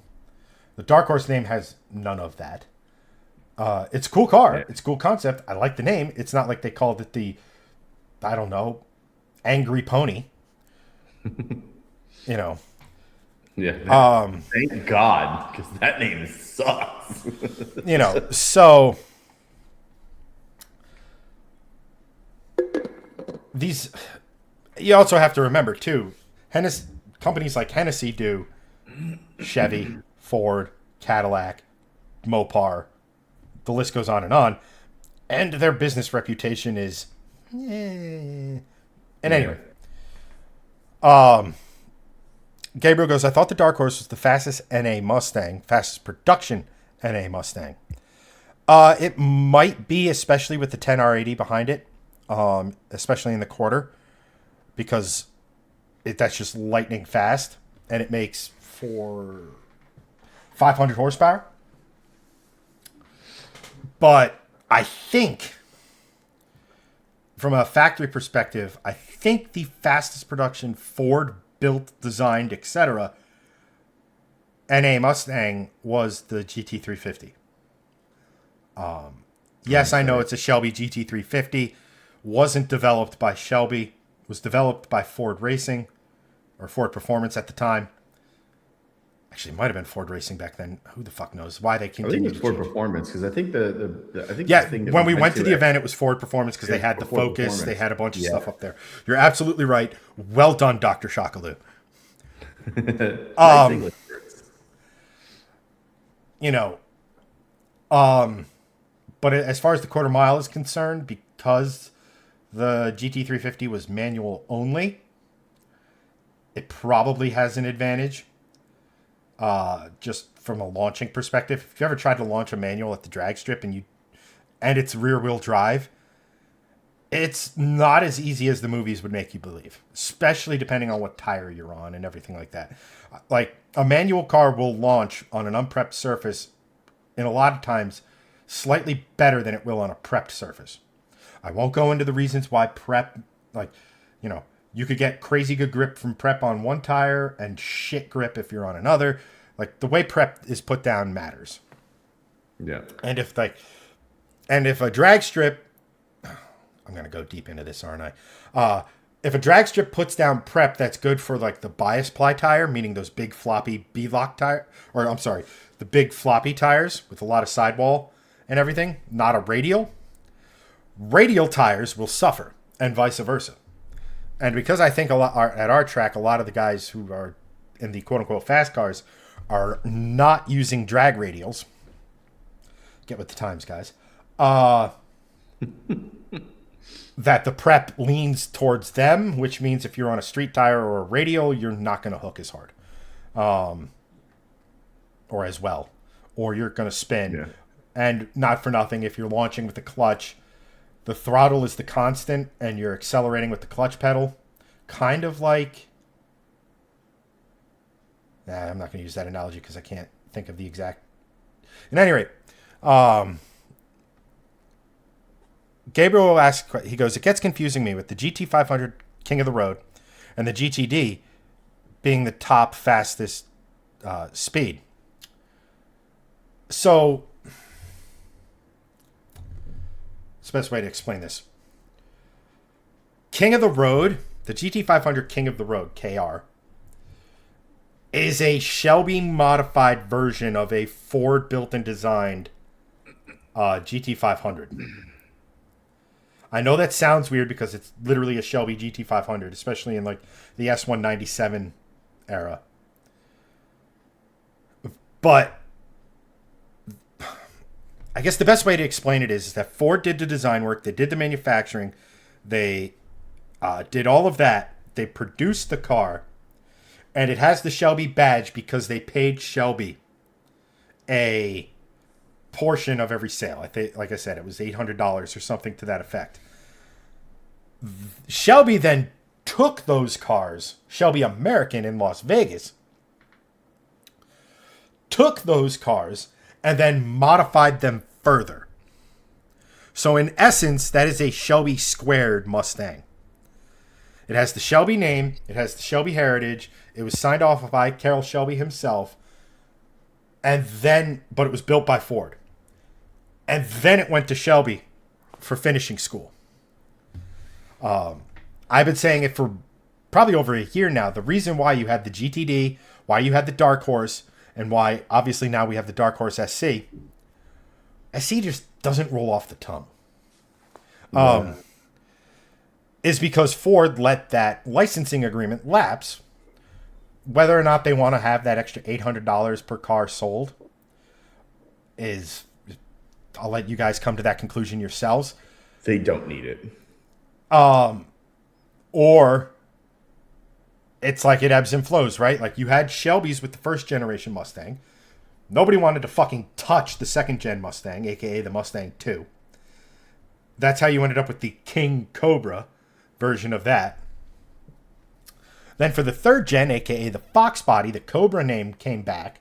And you had the Cobra and the Cobra R, which sort of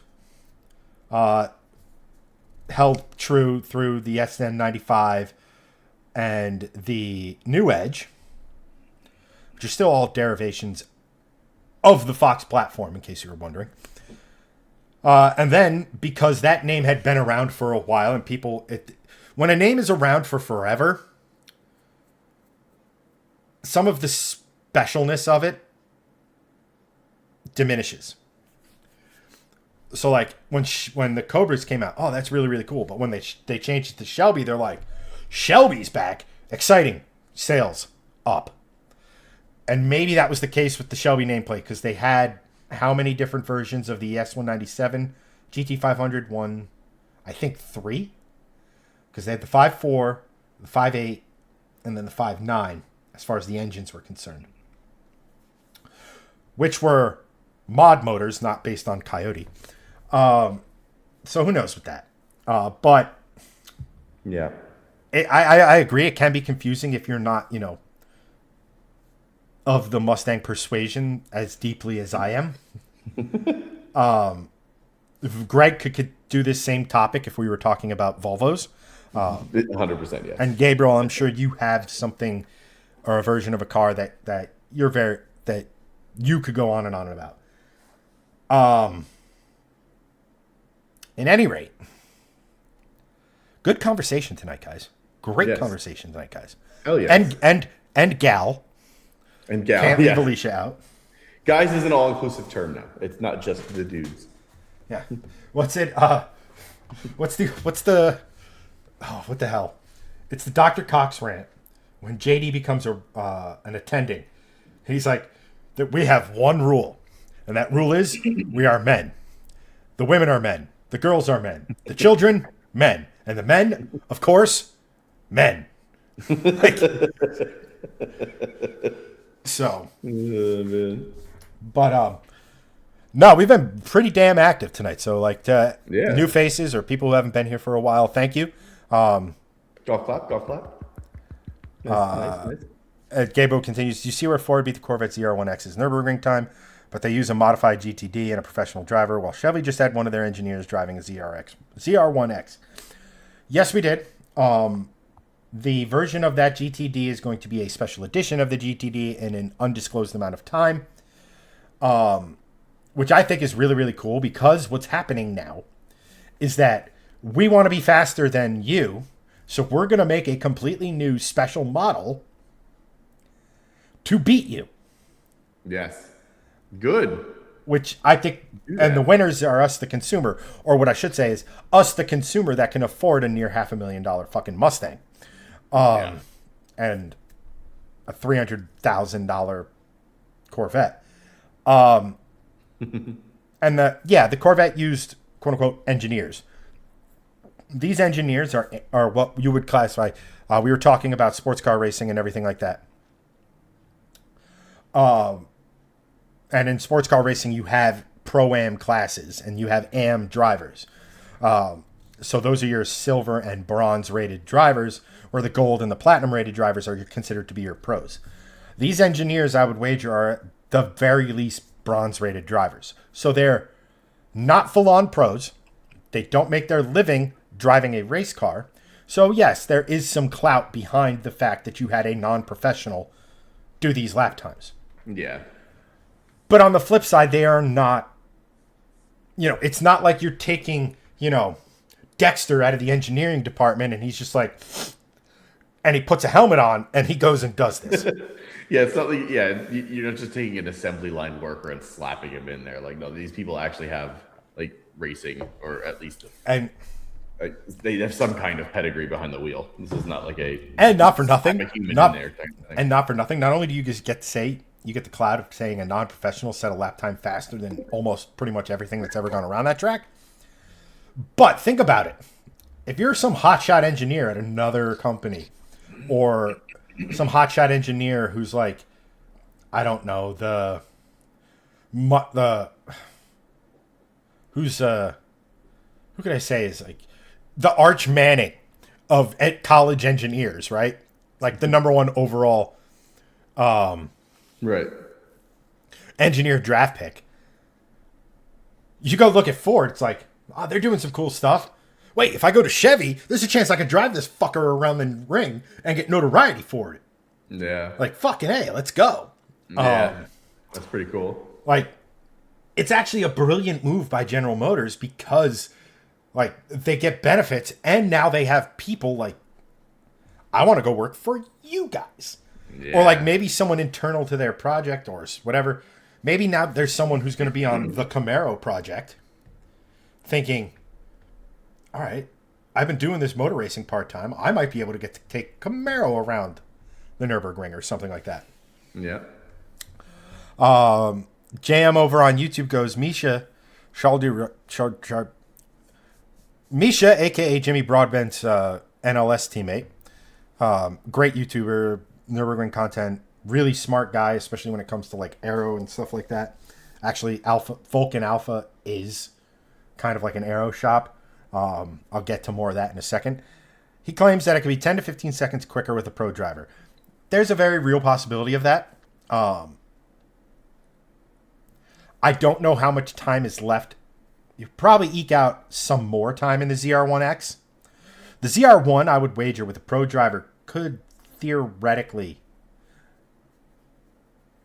because the time difference isn't that staunch if you look at the ZR1 and the ZR1X around the ring. And I'm guessing that's due down to the fact that A, the hybrid power assist that it does provide isn't a ton. It's right around 200. And B, the battery pack is such to where they can only deploy it at certain points during the lap. And they just probably somewhere right as they're probably at points where like hard acceleration is very important. So you're not getting that extra 200 horsepower always. I would wager the time delta between, I don't know. Like, I obviously don't know as much as Misha does. But, I mean, the only way to find out is for Chevy to just send it over. It's like, Yeah. because I've said this a ton. The fact that we have a Mustang, yes, it's very modified Mustang, and it doesn't really share much with the Mustangs you can go down to the dealership and buy. But the fact that there is something with a Mustang badge that is taking Corvette to the limit, performance-wise, is a fairly insane thing to say. Like, nobody was sitting here saying, oh, the Mustang's not faster than the Corvette. It should have been faster than the Corvette when they did the first Nürburgring lap time with the first GTD.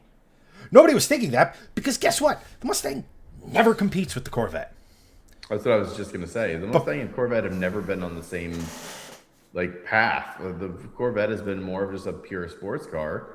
The Mustang has been a pony car, muscle car for however many years. It's only until recently that the Mustang has ever been like considered a pure sports car. So like the fact that a Mustang is getting to that echelon is extremely impressive, especially if you consider that it's front engine.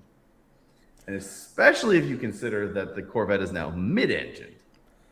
Especially That's when you consider huge. when the Corvette went mid-engine because they quote-unquote maximized the front engine potential. Haha. Yeah. Suck it, nerds. Lies. Meanwhile, lies and shenanigans. Meanwhile, there's the Mercedes AMG Black and the Mustang that are now faster than it. Correct. Yes. All right, since you guys are so awesome, we're just going to roll right through with you guys in chat. Yeah. And we'll get to the whatever. I don't even have a name for this topic. It'll give me long enough time to make a decent thumbnail about it. But and also crazy weird, the thumbnail I have as a quote unquote backup thumbnail if I don't have anything or I'm in this exact situation today did much better than when I actually spent time and put a thumbnail together. Who the fuck knew? One last thing I'll talk about with Misha is they're getting very, very, very close to putting a lap together with the RTR Spec 5 TA, which stands for Time Attack. So he sprinkled his aerodynamic goodness on it. And I'm really, really curious to see what that can do. Because that is a more that car is more representative of the Mustang you can go and buy, without needing to be some sort of venture hedge fund capitalist manager. So, like, I'm very interested to see that because it has a conventional rear suspension. It's not, you know, a homologation special. Nothing against the GTD, but that's going to be a really cool lap time to see. Let's see here. Gabriel goes, I love to drive for Consumer Reports so they wouldn't be so boring and lame as they are now. Hybrid. Don't we all? Hybrid EV, boring. CR used to be cool with their reviews and ratings. Drive all the sports cars they don't want to review anymore. Well, I mean, like, look, credit where credit's due and fair play. It is called Consumer Reports, so they're gonna do more SUVs, hybrids, crossovers, EVs. They're gonna do a biblically. They're just gonna do more of that. Yeah, they do the sports cars here and there, but, like, you know what? That's what you got Road and Track and Car and Driver for. Consumer Reports is very much bought and paid for by a lot of the consumers that opt into that stuff. They literally are reporting what the consumers are saying, and the consumers, you know, if they want to bitch and moan about stuff, they go there and they do that. But the cars they review, like, it's going to be mostly consumer stuff, mostly just commuter cars. Like, they're not going to review sports cars because those that go to Consumer Reports don't really give a shit. That's the thing. But that's why we have, you know, the road, like you said, Road and Track, Car and Driver, Motor Ones of the world that can actually, like, get out there, review a sports car and, like, make it actually still matter. And you also have to remember that, like you said, their bread and butter, like stuff that people are going to Google on their site, or not Google on their site, but search on their site, is that boring stuff. Full disclosure, I'm right there with you, Gabriel, in terms of, like, doing the reviews. There's a very good reason why Hanson, the member of Shifting Lanes you don't see right now, does our reviews, and I do not. Because I'm pretty sure I could write a 60% script about every single crossover and just insert it into every video. And then, like, just, here's what this has. Here, that's, and then the driving dynamics, same. You know, but on the flip side, the fun stuff, the sports cars, the enthusiast-based cars, every publication and their mother wants one of those. So from the big publications like Consumer Reports, Road and Track, Car and Driver, Motor One, even Jalopnik, all of them, to, you know, Doug DeMuro and any number of review channels like us, want those cars because on the flip side, that's what their viewership wants to watch. You know, that's the interesting car. That's the aspirational car, right? Like, you aspire to have a Corvette. You settle for a fucking Equinox. You understand what I mean? Yeah. So, you should have been here last week, Gabriel, or was it last week? What week did we go on our rant about journalists? I think it was a couple times ago. But journalists, yeah, to where just in general, there are still very good ones, and I would say there's a majority of decent journalists out there. But every major publication has fallen into the social media trap, and everything is about clicks now. So review isn't necessarily a review; it's got to be, what can what is true about this car that will get me a click? Or what can I say about this car? Or reviews have sort of become less, here's what it is, here's how it compares, here's what I think about it, in terms of what it is as a thing, to an op-ed piece. And that's, to be fair, that's how my review style was. I was more op-ed than pure review. To where you can sit here and you can have a Mustang RTR Spec 5 getting slammed by a journalist who doesn't understand what Vaughn Gittin Jr. is all about. Like, and that sort of stuff. Yeah. And lastly, JM FU6IT. Anyway, by the way, we need to keep an eye on Cizinger, CZINGER. They're at the Nürburgring. Oh, Singer or Zinger. Spell it that way then. Not you, JM, the company itself. That's why I always pronounce the artists that have like numbers or not numbers, but the letters like the artist churches has a V instead of a U. I refuse to pronounce it churches. I'm like, oh, it's Chiverches. That's your name. That's because that's how letters work, fucker. That's how language. That's how language works. It's how language works. That's how letters works. They're English letters. Go fuck yourself. I'm sorry. Just stop it. It's annoying. Yeah. Gabriel goes, I did like in the back of the Rodent tracks, they had performance testing specs. They had quarter mile times, 0 to 60, and a bunch of other cool data listed. That was the day. That was peak automotive journalism in my book.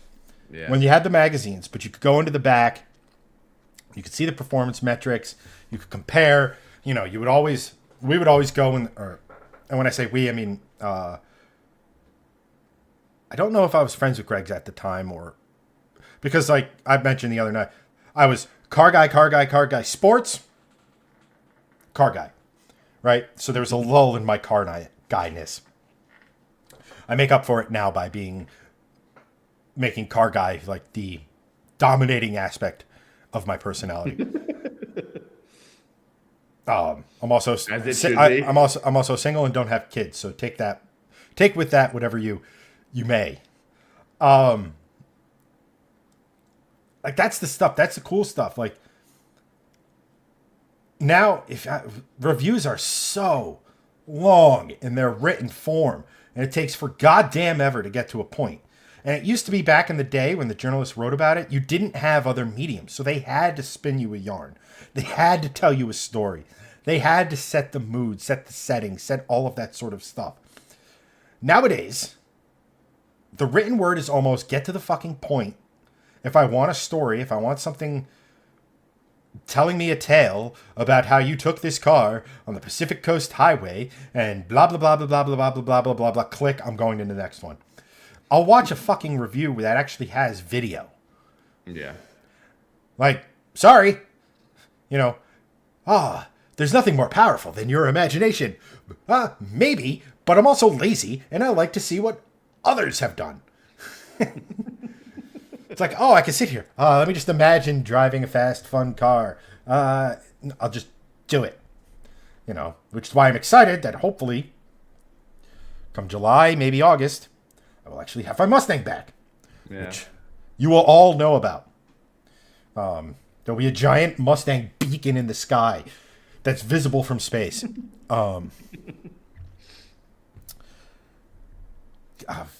I can make this thing work, potentially a 1-of-1. And I'm not just saying it'll be a 1-of-1 Mustang that has like amber headlights and a carbon fiber hood decal. Like legit hardware 1-of-1. Yes. That'd be sick. At any rate. Yes. That was a good show. Yes, sir. I'm assuming since we've had people commenting all the way through on YouTube that we didn't actually lose the stream this time, which is a fucking win. Yes. We didn't have any of the mods in chat, so I don't know if we had any stutters on Facebook. I've been trying to monitor a little bit. I don't think we had one, or at least if there was one, I didn't see it. Which is fantastic. So that's solid. So hey, everything's coming up Millhouse. Progress. Next week we'll get just a little bit better, and then a month from now it'll be perfect.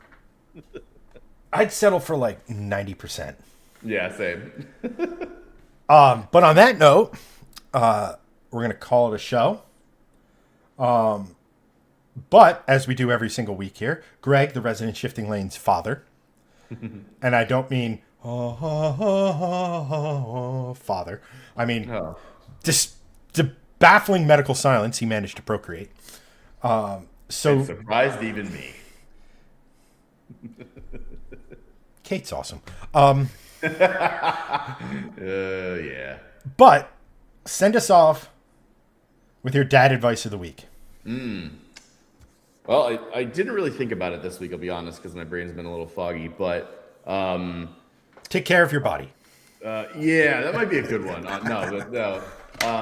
But no, take pride. I guess maybe take pride in what you do, because been having not a tough time at work. That's not this at all. But work is work for a lot of people, and work can mean one of many things, whether it be your job, whether it be your family, whether it be your life in general, right? When something happens that is really good, celebrate it. Be proud of a thing you did. Even if it's just you hung a picture on the wall that's been sitting there for months on end, but you actually did it, be proud of that. You got something done. Be proud of your accomplishments, whether they be small, whether they be big, whether they be totally mid, and that's just where you operate. It's good to stop and celebrate the things that you do from time to time, because we all go through the day to day, and it's all just very mundane a lot of the time. But if you do something and you think it's cool, celebrate it. Go grab a beer. Go enjoy it. And you know what? Look at that picture on the wall and be like, you know what? I'm glad it's there and not on the floor anymore, and I'm happy with that. So just celebrate the small things, celebrate whatever you do, and be proud in what you do, no matter what you do. I absolutely couldn't say it better myself. That's what I got. That's what I got this week. Attaboy, Gabriel. But thank you to everyone who tuned in, commented, shared, did all the fun stuff that we are required as content creators to thank you for. Yes, yes, Christian, Greg is proud of you. Yes, always proud. I am proud. You. But again, thank you to everyone, and we'll hopefully be back next week. We will be back next week. I'm hoping it will be as smooth as this one was, maybe even if not smoother.